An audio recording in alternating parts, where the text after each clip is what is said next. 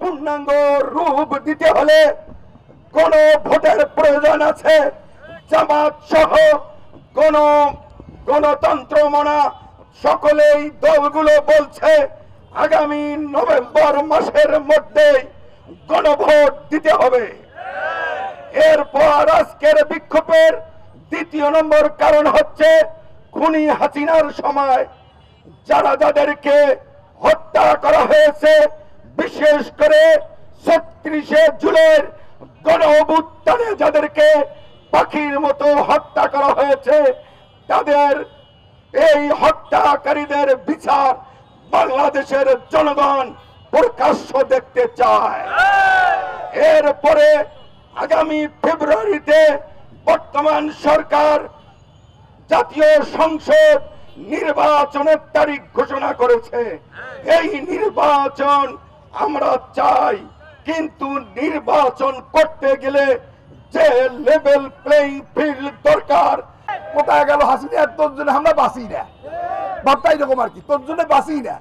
তারা বলতেছে হাসিনার আওয়ামী লীগ কি নিয়ে ভোট করতে হবে। কি ধরনের লজ্জাহীন কথা, কি ধরনের সীমাহীন বর্বর কথা, বাড়াবাড়ি কথা। এই কথা কি আপনারা সমর্থন করেন?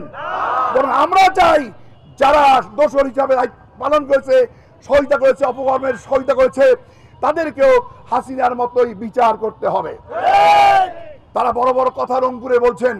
রংপুর কার তালুকদারি নয়, জমিদারি নয়। রংপুরের লোককে এই জাতীয় পার্টি নামক ক্যান্সার 50 বছর পিছিয়ে দিয়েছে। তারা এখানে এমপি ছিল, আপনারা বলেন কোন এমপির সেবা পাইছেন? ছিল সদরের এমপি, থাকতো ঢাকায় আলিশান ভবনে গুলশানে, সমস্ত প্লট, সমস্ত টাকা পয়সা, গাড়ি বাড়ি সব করছে, কোটি টাকা কামাই করছে। রংপুরের মানুষের কোনো ভাগ্য পরিবর্তন হয় নাই।